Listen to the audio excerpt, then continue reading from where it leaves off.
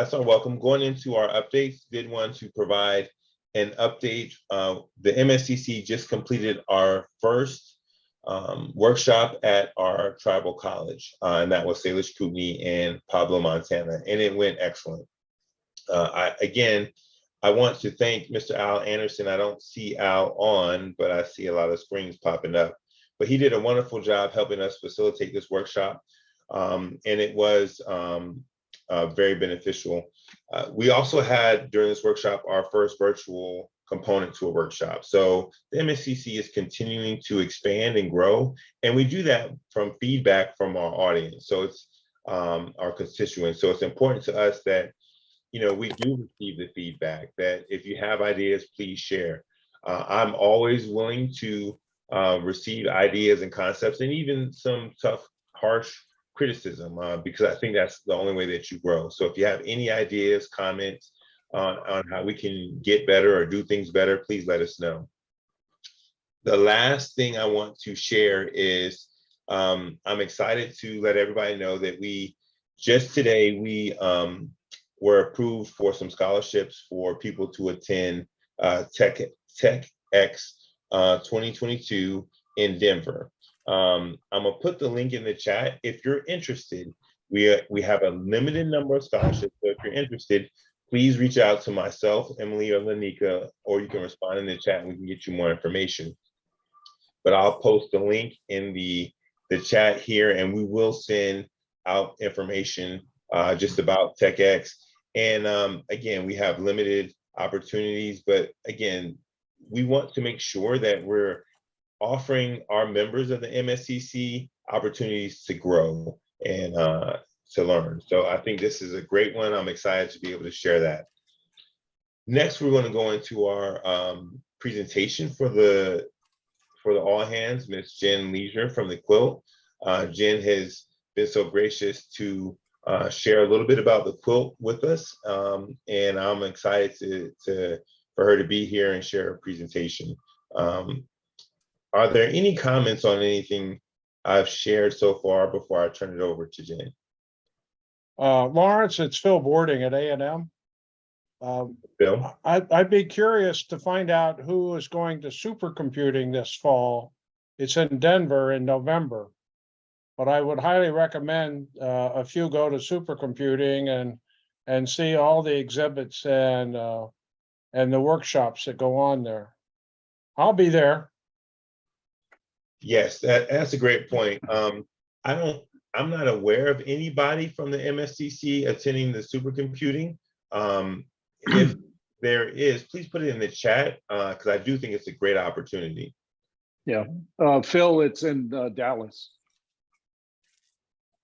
That's right. It's in Dallas. Yeah, right. Yeah. It starts like the 13th of November. Excellent.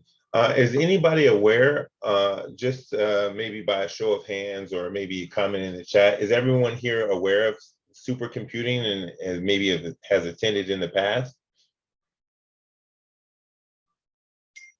I see a couple head nods, not as many as I would like.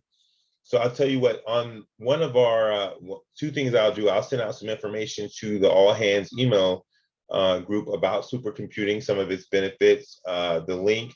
And maybe on one of the next all hands, if we think it's worth it, we can have it. It'll be too late for attendees for this year, but we can, do a presentation on supercomputing, the benefits, and if that's something that we think will be worth our time. Lawrence, quickly, they give out a lot of scholarships for students and student volunteers, so that's definitely worth digging into. Absolutely. And that's the other thing that, yes. So, sorry to interrupt. You asked for topics. Maybe that would be a timely topic before that particular one about what that conference entails. Absolutely. We'll do that for the upcoming one and for the Internet to Technology Exchange in Denver in December. So that's you actually have another opportunity with the EDUCAUSE one in October that's in Denver that may be interesting to people too. Absolutely, absolutely. So we'll put one presentation together that talks about all of the events that we're aware of, and we can share highlights of those and why they'd be in benefits a benefit to attend. Also, you know, I think we're doing a great job finding opportunities where we have scholarships for people to attend. So if you're interested in that, please let us know, because we don't want these opportunities to be wasted.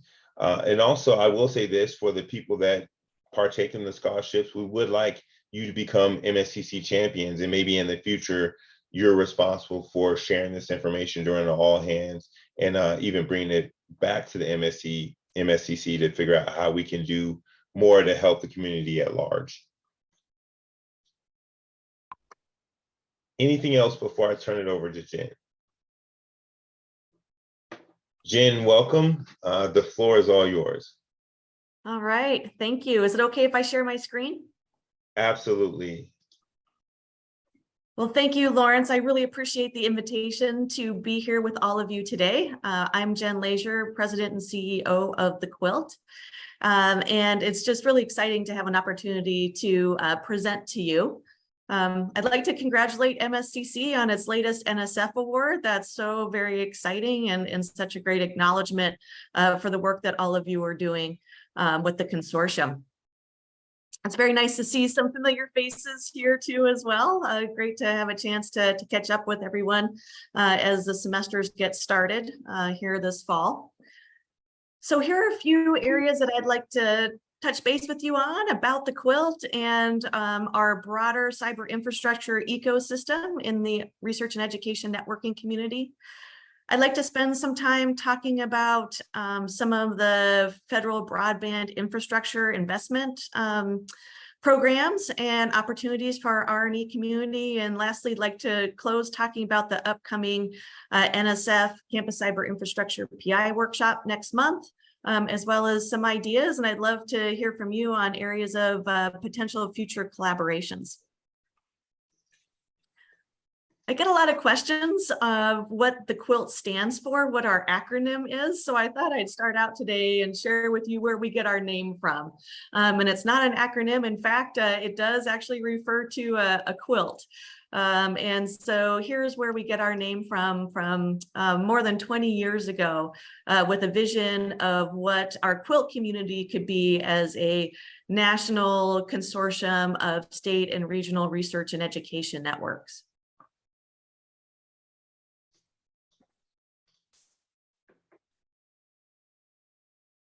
Here's a little background on the Quilt.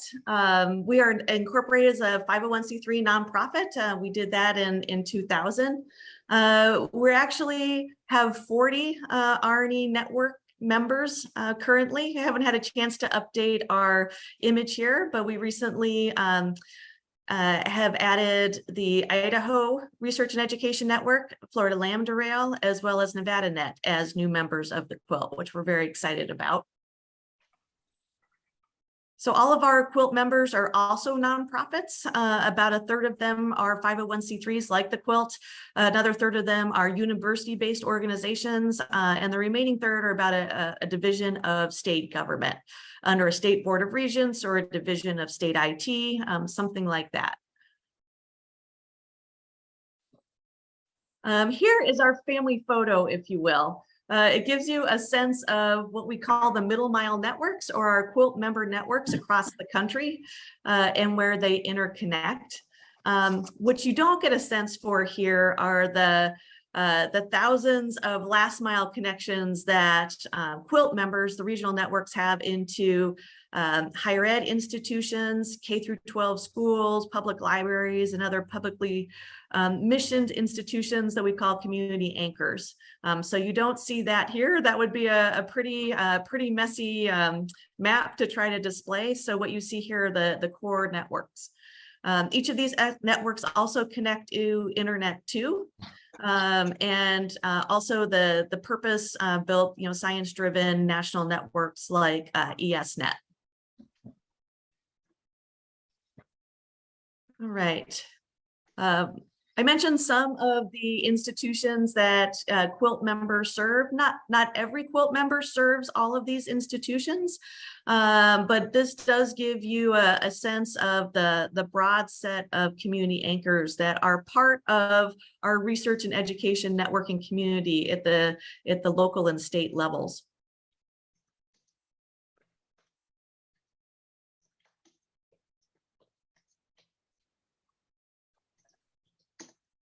So I'd like to share with you some about our quilt history and culture. Our roots are in just some conversations that happened at some early Internet 2 meetings. Back then, regional networks went by more of a name called the gigapops.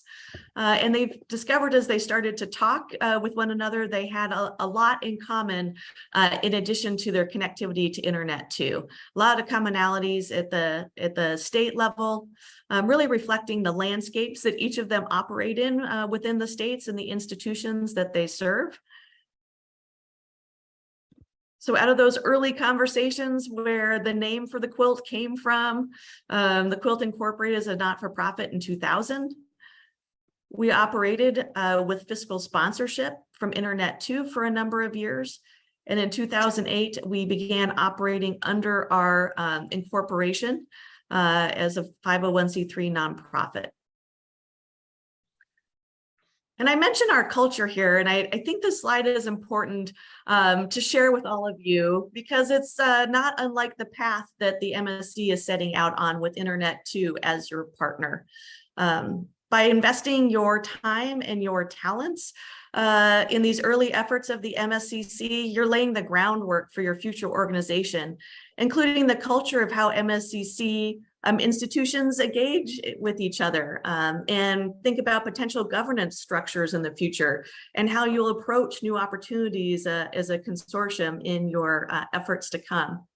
I started with the Quilt in 2005, so I wasn't present for the early days of the organization, but I know that we've been very fortunate that many of our founders are still involved in the Quilt and in our R&E community out in the ecosystem, and we continue to learn from them and what it really means to be part of a bigger R&E networking ecosystem. So speaking of our ecosystem, the cyber infrastructure ecosystem for our community has many groups, many organizations and collaborations across the country that facilitate access to the platforms and the tools, support the advancement of scientific discovery and education. You may have seen this slide before. This is a slide courtesy of Dana Brunson at Internet 2, and I just think that it really captures so nicely the depth of the resources, but also the complexity of that ecosystem as well. And, understanding which organization might have the types of resources needed by institutions to really be active and participate in the cyber infrastructure ecosystem. The reason that I include this slide is to show that Quilt members are just one facet of this very complex ecosystem, as those resources that are available to all of you in your institutions and your campuses to help with your cyber infrastructure goals. And I should have mentioned early on, please feel free to stop me along the way with any questions or comments. I'd love to make this an informal conversation too. All right, I'd like to share more about our regional networks as cyber infrastructure resources. These networks, and I think many of you are probably familiar with the regional networks. They offer secure, resilient, high capacity performance networks to higher education institutions. They optimize cloud services for demanding applications, network security, and for research. They also serve as technical consultants for high performance networking, cybersecurity, IPv6, manners, CI plans, federated ID management, all those different components that are part of cyber infrastructure, tools and platform for research and STEM education. They can also serve as bridges to connect you with other regional and national CI experts, some of those that we saw on the previous slide.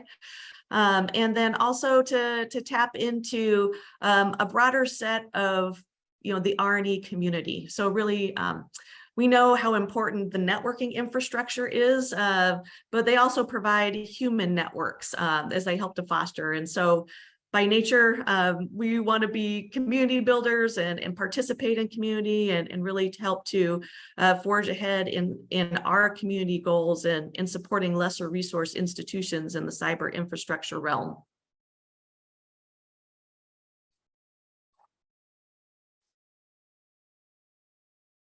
I thought I'd share with you some examples of regional network collaborations with institutions that are involved with the MSCC. And again, these are just some examples. And I'm sure that we've got folks here that are very familiar with the examples and have more to add. So I'll just call these or highlight these. I see Jim Bottom here. So it's great to see you and the work that you're doing with the tribal colleges and universities.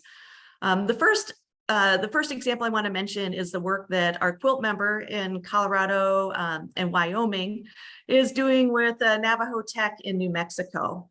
So there are a couple of campus cyber infrastructure grants that have provided platforms for collaboration with the tribal communities. And the first one, it allowed in 2018, allowed faster speed connections into the R&E networking, help NTU to address some distance learning curriculum and academic projects. And it also really set the stage in conjunction with the regional grant that came a year later. Really helped set the stage for some cyber infrastructure collaborations happening in the Southwest with other national R&E community partners. A more recent CC Star grant, one that OneNet in Oklahoma, who's the regional network there, was awarded. It is one that serves multiple campuses, including the College of Muskogee Nation. Providing science DMZs and data transfer nodes that really allow the sharing of computational tools, scientific equipment, educational materials, and allows them to tap into a longer tradition of what they call the One Okie initiative in Oklahoma, bringing together a friction-free statewide network for scientific data.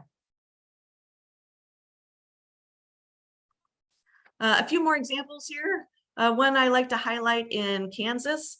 My friend Court Buffington, who leads up the CANREN, the R&E network there in that state, talks about its collaboration with Haskell University, many years in the making, to finally bring in a 10 gig connection a few years ago, connecting to the CANREN network, which he believes to be the first 10 gig connection from a TCU into our R&E networking fabric.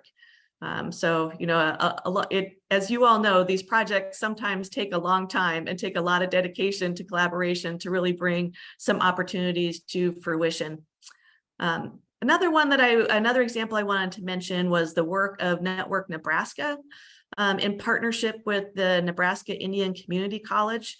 This is an example of a project worked on with the spectrum auctions that the FCC has been working on over the last few years. And I think many of you are familiar with the EBS, the 2.5 gigahertz auction that is, that I think they're still finalizing the results of that, but that tribal communities had early access to apply for that spectrum. Network Nebraska helped support Network Indian Community College to do just that in support of the K through 12 students and their community college students on the Omaha and Santee reservations.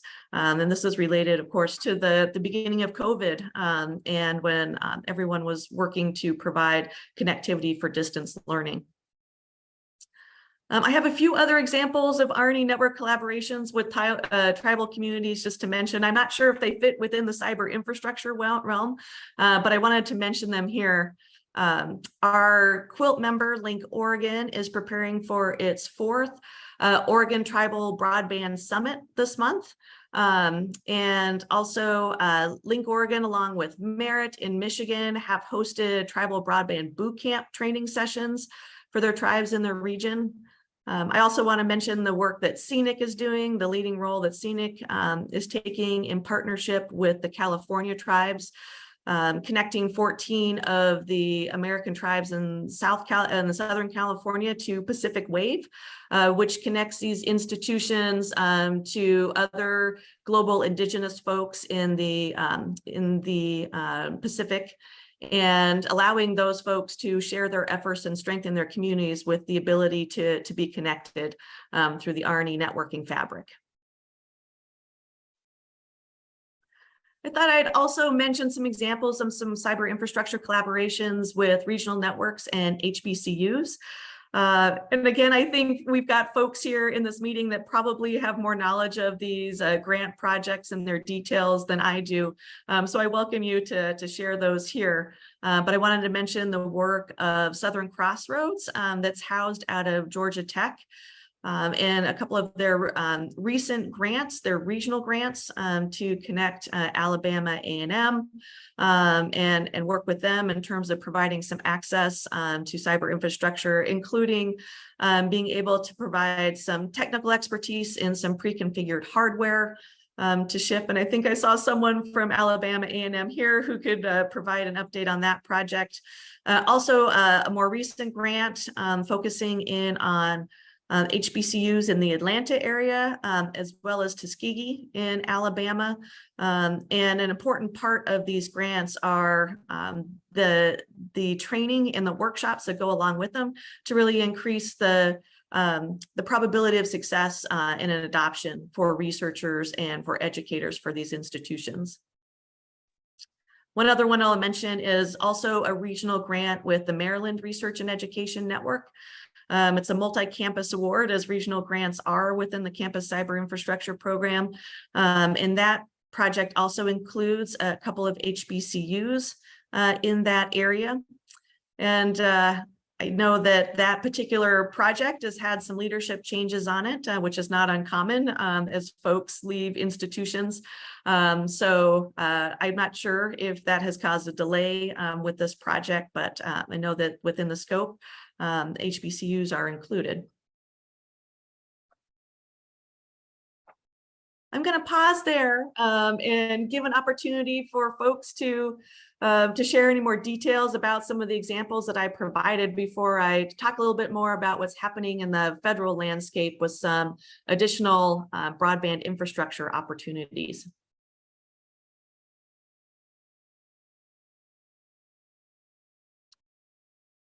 All right, very good. Well, as you know, the federal government has enacted a couple of sets of legislation leading to programs to invest in broadband infrastructure and digital equity programs across the country and in U.S. territories. This slide focuses on just 6 of those programs that are administered by the NTIA under the Department of Commerce. There's other programs that the FCC is administering and Treasury is administering. But for the purposes of our conversation today, I think these are the ones that are most meaningful for the opportunities I see for our R&E community to participate in these. The first 3 of these are directly administered by the NTIA. They have deadlines that have passed, but I will talk a little bit to our Quilt member involvement in each of these. The Connecting Minorities Community Pilot Program, they just announced their first wave of those projects, awards for those projects, which is very exciting. Including a couple of tribal communities directly in Arizona.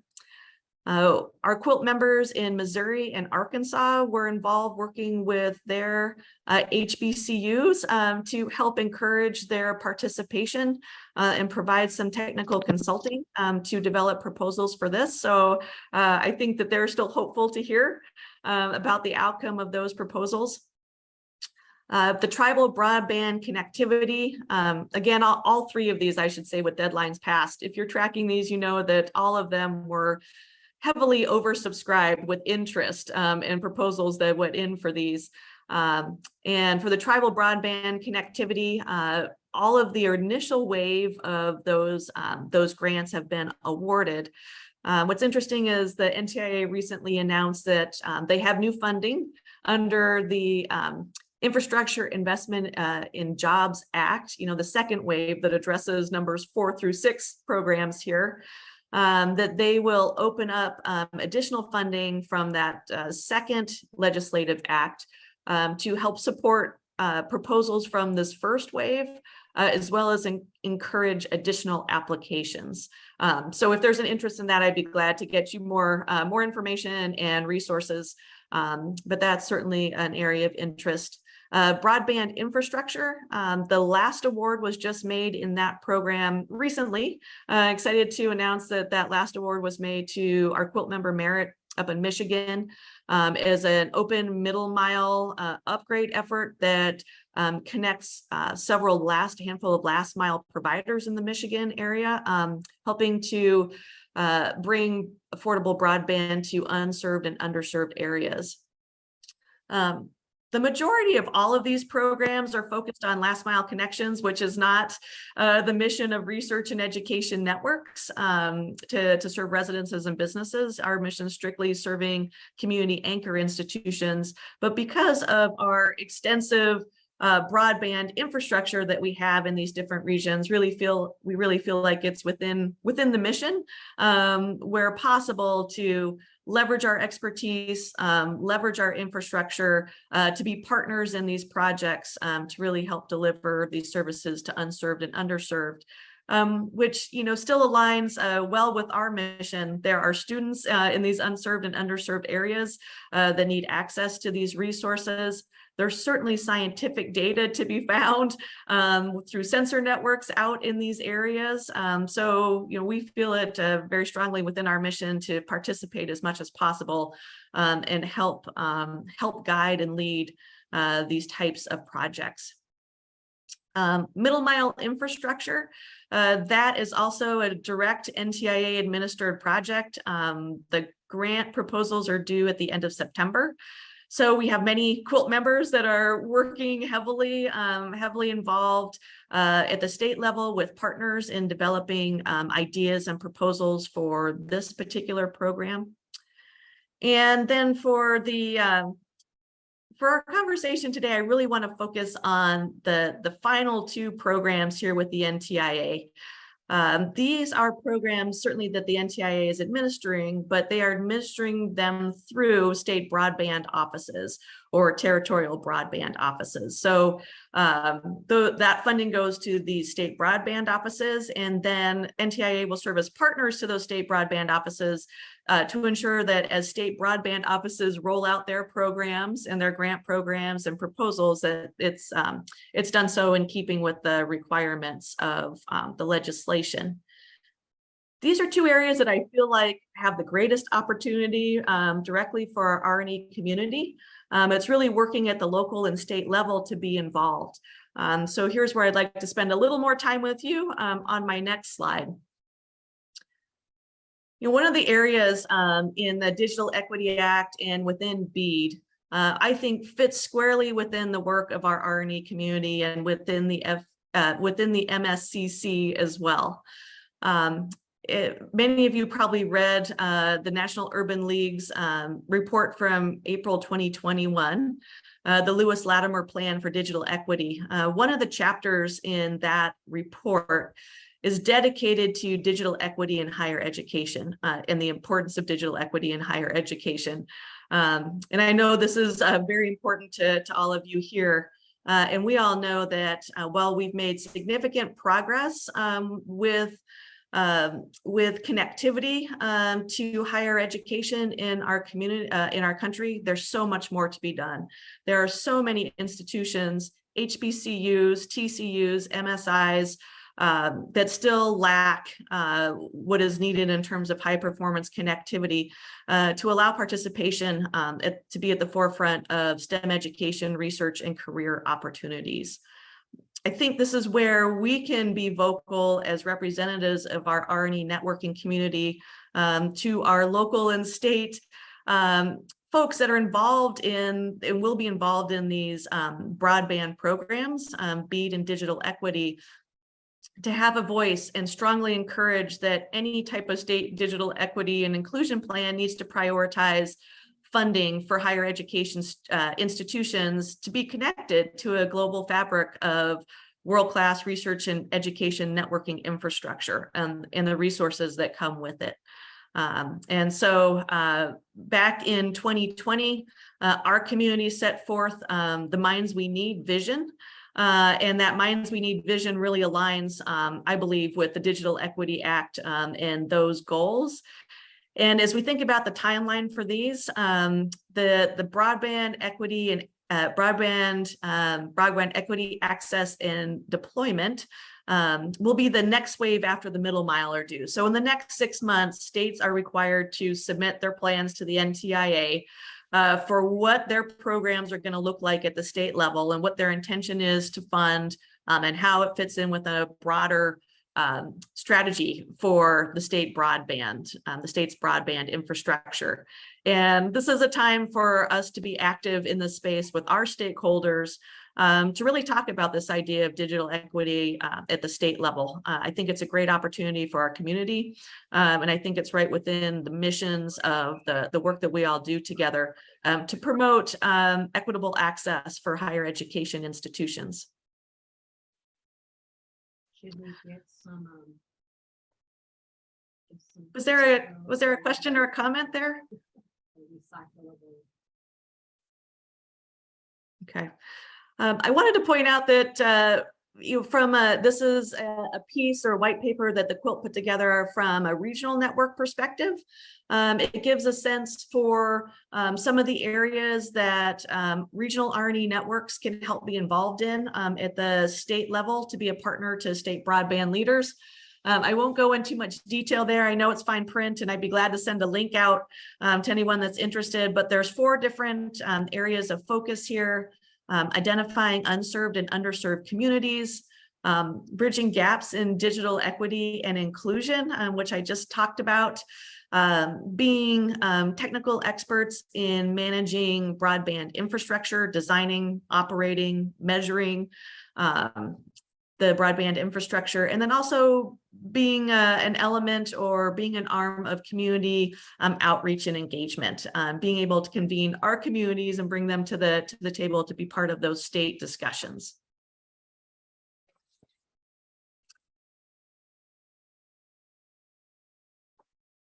I'm excited about the upcoming CC Star workshop that's happening in person next month in Minneapolis. It's happening the 19th through the 21st. And I want to just call out some of the elements of our program there for the annual PI workshop that I think would be of interest to the MSCC. The Quilt has served as the co-PI and PI for the annual workshop since 2015. And one of the main themes for this year's workshop is on CI challenges for lesser resource institutions. So we've got a pre-workshop event that's happening. It's intended for CC Star planning grants, but also anyone that's interested in submitting a CC Star grant somewhere in the future is encouraged to attend. Wendy Huntoon will be facilitating the session. If you know Wendy, she is an expert in cyber infrastructure realm and in assisting with key elements of the grants, helping to identify science drivers on campuses and working through some of the important components of a CC Star grant. And we're planning on closing the PI workshop with a capstone session talking about the Missing Millions report with an MSCC panel discussion. So I appreciate Anna and Lawrence's support for this final capstone session that we've got planned. I think it's going to be a great one. I'd like to close my presentation just with some ideas. I'd like for the Quilt to be a resource for you in your efforts. And so I I noted a few ideas that I had, but would love to hear from you if you have some areas that you think that the Quilt can help support MSCC efforts. I'd be glad to connect you with regional networks that are actively collaborating with CC Star institutions, with MSCC institutions, either for CC Star opportunities or other types of opportunities to deliver some of these key cyber infrastructure resources into the campuses. If I can be, I'd love for the Quilt to be able to help be a resource to distill information on federal and state broadband policies and funding opportunities. And lastly, I'd be glad to, you've seen and learned about the history of the Quilt. I can share experiences as the Quilt has evolved over the last 20+ years in developing a consortium of interested groups and organizations into a more formal organization. Areas that I think that we can contribute, but I would love to learn about other opportunities that you see for us to work together. I see a hand raised. Bobby? Yeah, I'm very thankful for the information you brought to us, Jen. I see so many opportunities. I have really two questions for you. What you really brought to mind for me was the complicated nature of the way the cyber infrastructure universe in higher education is set up. I looked at your picture, and not to take away from it, but what it showed me was just how confusing it can be and how much opportunity is there.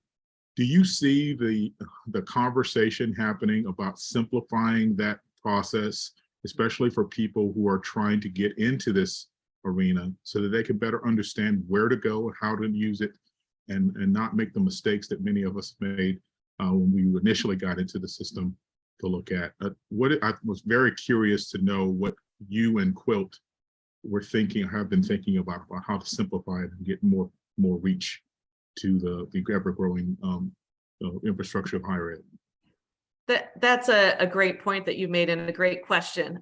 It is very complicated, and each of these pieces of that puzzle have different funding and different governance.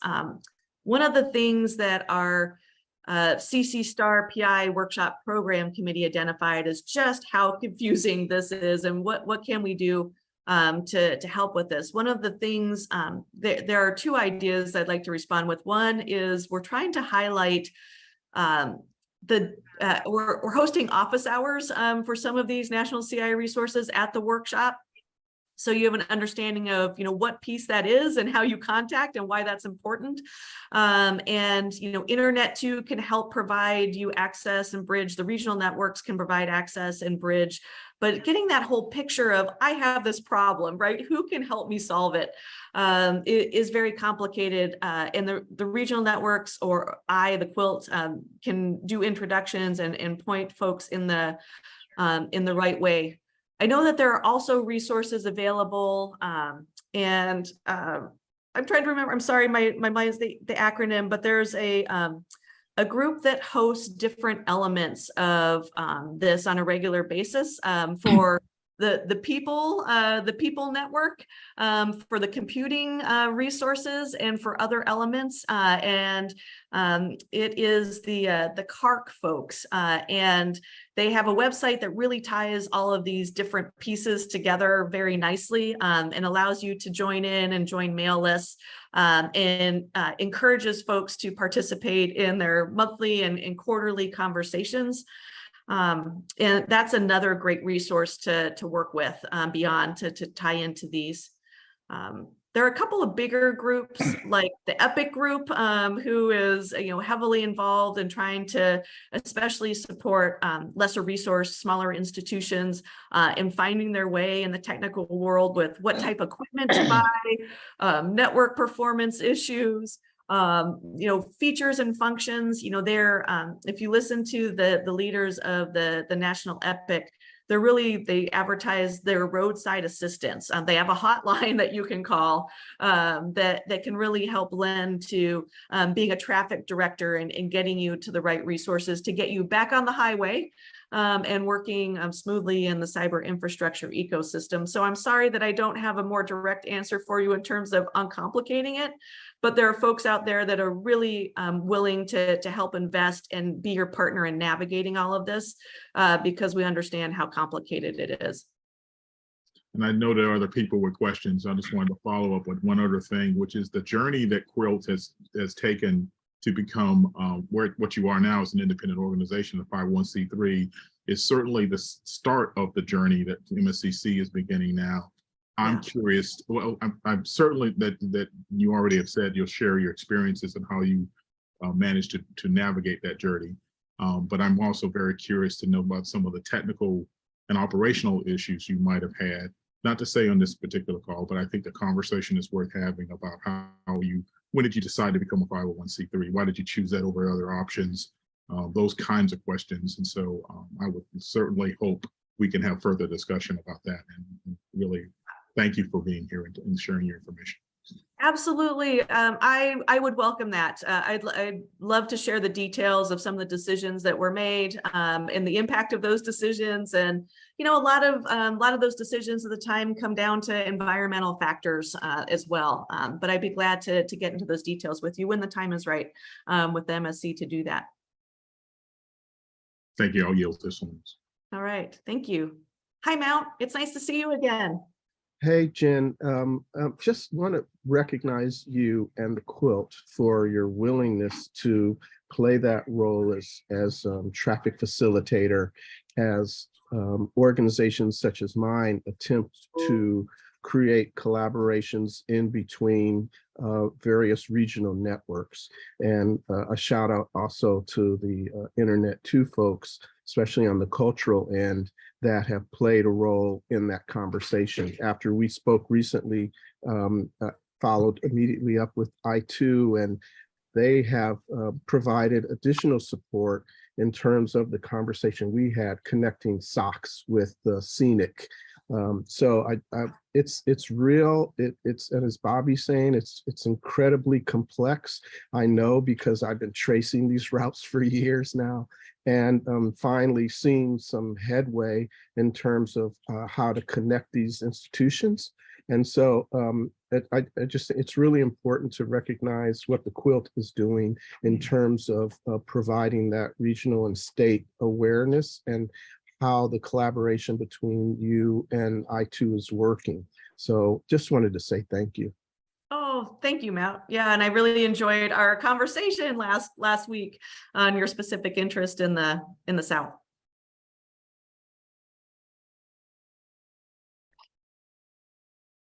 Jen, I'll make a comment too, and very similar. And the Quilt was, when I first came to South Carolina in 2006, my two previous institutions had, one was a national center, so they rolled the network up to your door, and the second one was Purdue, and they were pretty well set when I got there. When I got to Clemson, there was only commodity network connection, and it was a pretty scary time. And multiple Quilt members kind of helped me through that, and got it to the point where we ended up with a facilities-based network as opposed to just commodity. And but the Quilt was absolutely essential. And also the work that you and Wendy do on the CC Star PI meeting. I think that anybody that goes to that is going to get the most up-to-date education on status of cyber infrastructure in the country. The amount of talks, the diversity of the talks, and I'm glad it's back on in person, and it's a phenomenal meeting. So if anybody, I think you have to be a PI to go, but if there's any way for people to kind of peek in or whatever, it's a tremendous, you guys do a tremendous job there too. Well, thank you so much for the kind words, and you've been a big part of those workshops always, Jim, and grateful for your partnerships in that. And the PI workshop is for active PIs, but there are resources available, and being part of that pre-workshop and supporting folks that are interested in grant opportunities. I know that we can do some work to make sure that that information can flow through to this MSCC in the form of another type of workshop or information. It is a really special environment when all these different campus representatives get together. And our goal with the PI workshop is really to share lessons learned. The idea is to encourage those PIs of projects that are in their second and third years to really help kind of share those learnings and hard lessons learned. So new projects can learn and hopefully hit those challenges and move past them in a quicker way. So it's really about sharing where the bumps in the road are and helping to collectively solve some of these and certainly make new connections between different types of institutions. And one more thing. Last week, Lawrence mentioned the Salish Kootenai workshop. Yeah. James Deaton, one of your members, gave a talk there. And James has done as good a job as anybody I've ever met in my career of leveraging national resources. His talk was a mini tutorial on leveraging resources on behalf of your members. So kudos on that one too. Thanks, Jim. That's a great point. James is a very special person in our community. And to Bobby's earlier question about where's the decoder ring for working through these different resources, and James could be our closest thing to a decoder ring in our community, and perhaps asking James to come in and share that decoder ring with the MSCC is another future step that we could take together. This is Lawrence. I will say we were already on that. James is on our potential invitee, well, not potential, but our invitee list. We're just trying to coordinate a time with his availability. And I think that saying that he does have the decoder ring is an excellent way to summarize his talk, because he did give a wealth of information that I think that would be beneficial to all of us here. So, James was really great with that. And with that being said, I do want to share another thought that, a couple thoughts that I had from your presentation is, I see the MSCC and what we're trying to grow into is that connective tissue for all MSIs. And I do ask for a lot of feedback because we are in the initial stages and we want to be able to create an organization that is most beneficial for the underserved communities, right? There are so many resources that are already out here. We don't want to recreate another resource, right? The way I see it is, if we understand what some of our challenges are, we can have the greatest impact by connecting resources to people very quickly in a way that is efficient. And if there's not an existing resource, even bringing people together to figure out how we can fill that gap. So it's important to have speakers like Jen, like James, and some of our past speakers to come talk to us. I think the next step is for us to share what our challenges are, right? If we have, schools that are having some challenges with the middle mile program or NTIA funding or, NSF funding, let's understand that. Maybe we can do a workshop that targets that, right? Where we can bring in those experts that can help us figure out what those challenges are. I got a lot of suggestions on speakers and concepts for future meetings, and I'd encourage everybody, please keep sending that to us. And we do, I know I read it. I do try to implement that as soon as I can. So without any further, comments from me, are there any other comments or questions for Jen?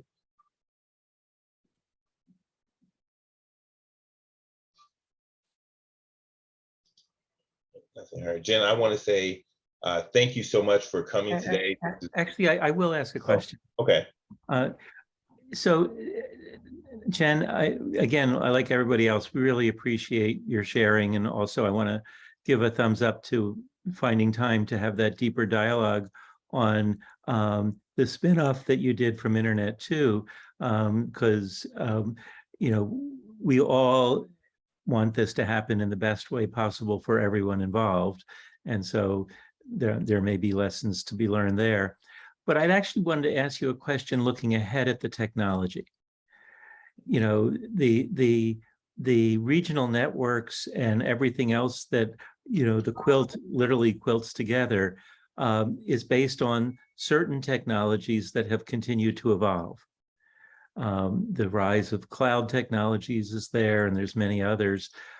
If you look to the next, let's say, 3 to 5 years, what do you see on the horizon that either keeps you up at night with worry or gets you up in the morning with enthusiasm? That is a great question. You know, it's just and not just in the cyber infrastructure realm, right? The IT solution realm is overwhelming, overwhelmingly complicated with new solutions. Yeah, and so, for example, notebooks are just sweeping university campuses in a good way. Yeah, yes, and you know, the advancements in network automation, I think are important ones. Internet 2 is doing this with their NGI investments. But network automation, you know, we can't continue to scale at the human rate, you know, to try to manage the pace of the technology. So the machine learning and the network automation is pretty exciting. But building all that expertise and bringing that into our community is an area that we've got, I think we've got work to do. We certainly have expertise now, but sharing that. Say a little bit more about what you mean by network automation, because probably not all of us know exactly what that is going to mean. One example, the addition of more routers into a network as you get to more locations and more routers, having engineers that can program the interfaces for those, check on the status of those. Having a smart network that, you know, once you plug something in, actually can automate those interfaces, can stand those up and can stand up monitoring and do monitoring in a more automated way, I think is very exciting. What I hope that does as we are able to adopt that kind of technology is it enables our technical talent within our community to be more of the to bridge, you know, to not have pockets of technical expertise, but be able to move across different levels of expertise and be able to be more holistic in terms of the types of functions that they can serve to support their community. I think, you know, with staffing being an issue in every conversation that I feel like I'm a part of, you know, hiring and retaining talent is such a challenge for folks. And with this new technology, I'm hoping that we get to an intersection where the technology can alleviate some of the pressure on staff and really help us be able to develop that technical staff into being, you know, not so specialized as say a network engineer, but being able to develop into, you know, a broader skill set too, across the realm. So that excites me. I am nervous about what the face of this the sheer amount of money that's going to be going into networking infrastructure in our country in the next 5 years, I think has an opportunity to significantly shift our R&E landscape in the way that we know it today. And I'm not sure what that is going to look like, but I just can't help but think it will be impacted. It can't help be with the generational investments that are happening. So that's an item that I think is an opportunity, but also causes me concern. Well, it certainly is aligned with the increasing focus on what some people call citizen science. Yeah. And with, you know, the MSCC members on a distributed basis, having people in their respective communities connected to the science and research missions that they have. Right. Interesting. Thank you. Yeah. Yeah, thanks. There is I'll just say, one of the in the Western states. I'm in Seattle, so I'll talk about some of the Western states and the activities happening in terms of sensor networks and wilderness networks, to talk about water issues, fire. Natural disasters, I think, are also the resiliency aspects of our networks, and what we can do, and our role in that for our communities is exciting as well. I'm sorry, I feel like I'm taking us up against the hour. I'm sure you probably have some other remaining comments. But let's definitely get back to Bobby's question about your experience with internet too, and standing up on your own 2 feet. We'll come back to that. Great. I look forward to it. So Jen, I'll say this, that we are going to have continued conversation. So don't feel bad. This isn't going to be the last time that we talk. There's so many topics that you've mentioned here that I would like for us to expand on, both you and I individually, and then with some of my partners within the MSCC, to figure out how we can bring more of some of your topics to fruition for us, to be a resource for all of us. One thing I do want to take an opportunity, and someone put it in the chat, is to remind everybody about the PI workshop. I know you mentioned it. It is in September, the 19th through the 22nd, in Minneapolis. I was getting ready to say Washington. I'll be in Washington, but it is in Minneapolis. So a lot of great information is going to be shared there. Also, at some point, we do want to consider how the Quilt and the MSCC can work together. Maybe we put on a workshop together where we talk about some of the things that you're doing with CC Star. There's so many topics that we could approach together in a workshop that I think would be even more unique than what we're already doing, but there's some benefit there. So I would like, I put that out on to everyone as a group. So if you have any ideas of how we could partner with a workshop that you all would like to see, Jen has mentioned a lot, and we want to capitalize on that and expand that partnership. Any other comments? We're at the top of the hour, but I don't want to rush if there are other questions or comments for the group. All right, I didn't see anything. Jen, thank you so much. Again, I really appreciate you taking the time, and we'll be in touch. There's quite a few things that we're going to be working on together. So Jen, thank you again, and everyone, have a safe and great weekend. We look forward to seeing you next month. And in the meantime, if there are any other thoughts or comments that you'd like to share with me or the group, please feel free to reach out to myself or Emily or Miss Lanika Starks. So thank you again, everyone. Have a great weekend. Thank you for the Bye, Jen. opportunity. Bye.